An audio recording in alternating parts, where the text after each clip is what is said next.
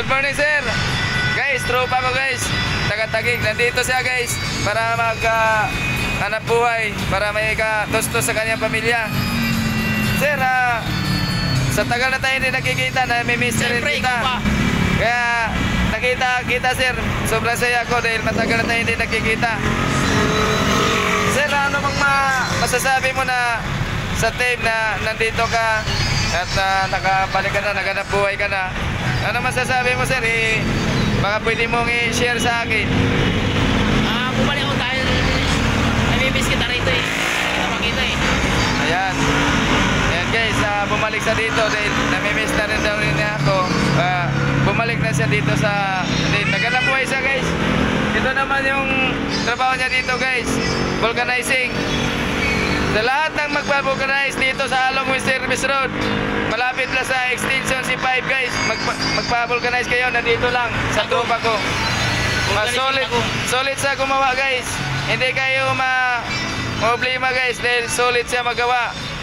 Matagalan ng ano guys, bago nyo mapagawa ulit dahil talagang solido guys magawa nitong tropa ko. Salamat. Ano pangalan ng itong vulcanizing? Tagong Vulcanizing Shop. Ayan, Tagong Vulcanizing Shop. Andito lang to guys sa Barangay Tuuan, Along West Service Road.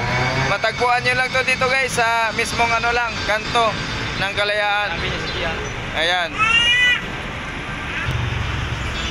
Ayan.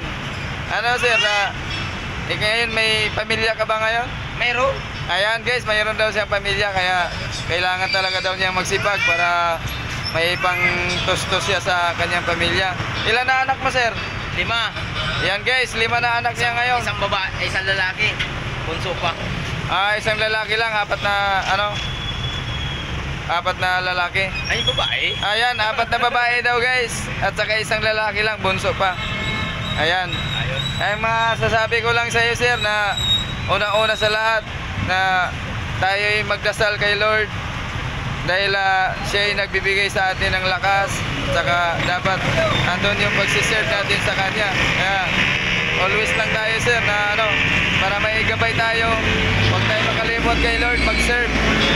Lagi natin siyang magdasal, mahiling tayo sa Kanyang guide dahil sa oras-oras andyan tayo, bibigay tayo ng sa Kanya ng time, mag-serve tayo kay Lord. Kaya dapat mauna muna siya bago tayo magtrabaho. Kaya yun ang natin, lalo na sa pamilya natin na ipalayo sa kahamakan, mga sakit. Sana na laging safe ang pamilya natin. Ayan sir, salamat sir. Maraming salamat. Ayan. Good morning ma'am. Ayan guys, andito na si ma'am, regular customer namin. Ano masasabi mo sa ma'am na nandito ka lagi sa amin? Ayan guys, salamat ma'am ha. Ayan, let's go ma'am, biyaya na kami guys. Ayan guys, nakarating na kami sa trabaho ni ma'am. Nandito na kami guys sa Tanyag, sa warehouse. Salamat ma'am ha.